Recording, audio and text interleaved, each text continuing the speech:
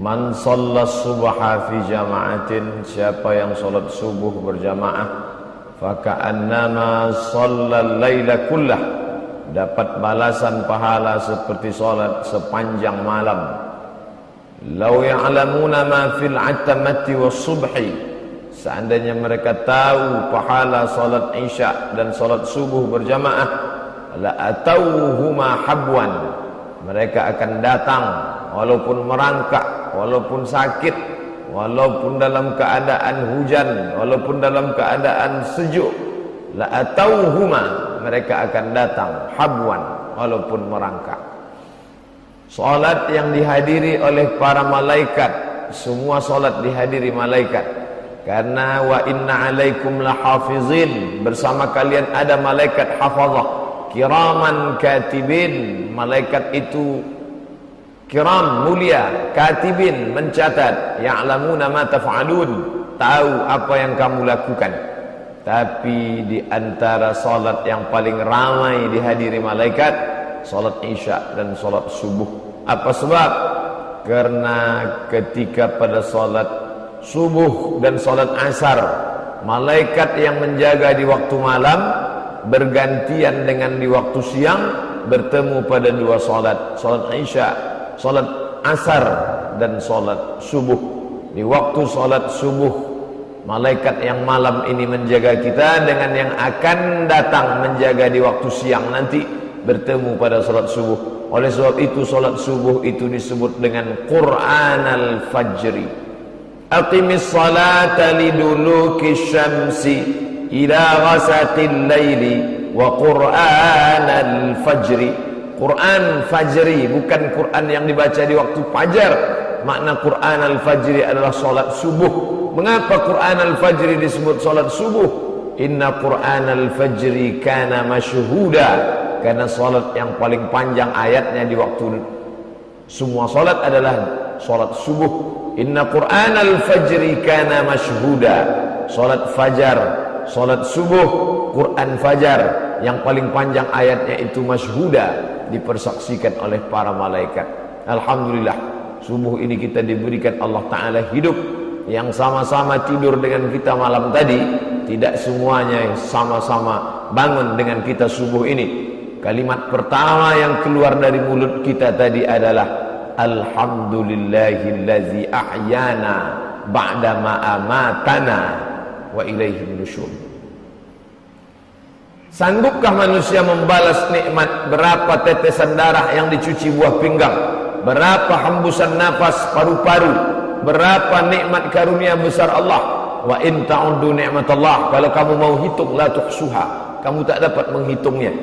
Maka nikmat Allah itu tidak untuk dihitung, tapi untuk dibalas. Bagaimana cara kita membalasnya? Tak akan mungkin dapat kita balas. Kalimat yang paling bisa membalasnya, Allah memberi.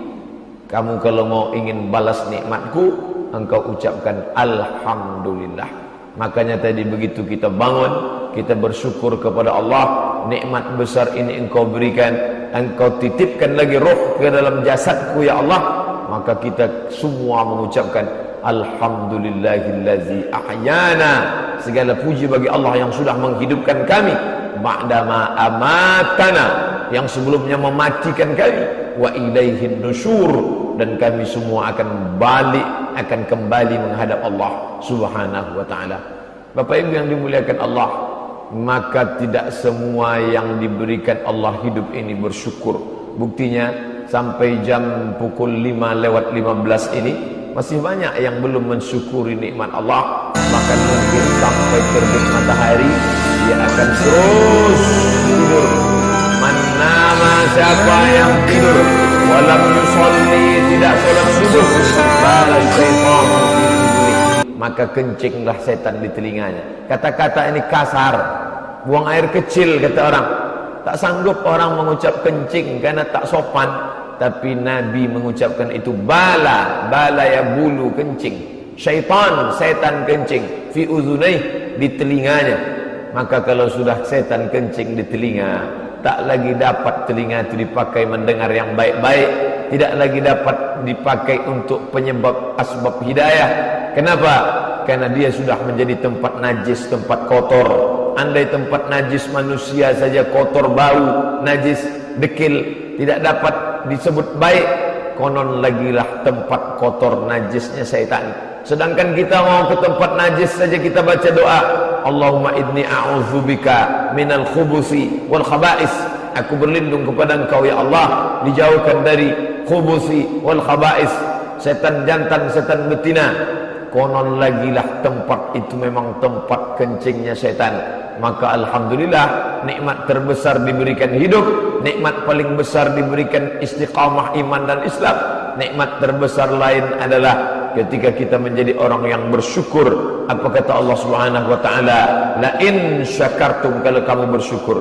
Tapi syukur tak hanya cukup dengan alhamdulillah, alhamdulillah, alhamdulillah, alhamdulillah wa syukurulillah, la haula wala quwata illa billah. Syukur dengan ucapan lidah, alhamdulillah. Syukur dengan hati, istiqamah dalam keadaan zikir. Syukur dengan perbuatan, kita tunjukkan di hadapan Allah, kami bersyukur dengan perbuatan ya Allah, melangkahkan kaki datang ke rumah Allah Subhanahu wa taala. Itulah yang disebut Allah dalam surat Yasin, wa naktubu ma qaddamu wa atharahum. Wa naktubu, kami tulis, ma qaddam, semua yang mereka lakukan dulu, wa atharahum, bekas-bekas langkah tapak kaki mereka, wa kulla syai'in ahsaynahu, semuanya kami catat, semuanya kami hitung, semuanya kami tulis fi kitabim mubin, dalam buku catatan yang nyata. Astaghfirullah Rabbal baraya, astaghfirullah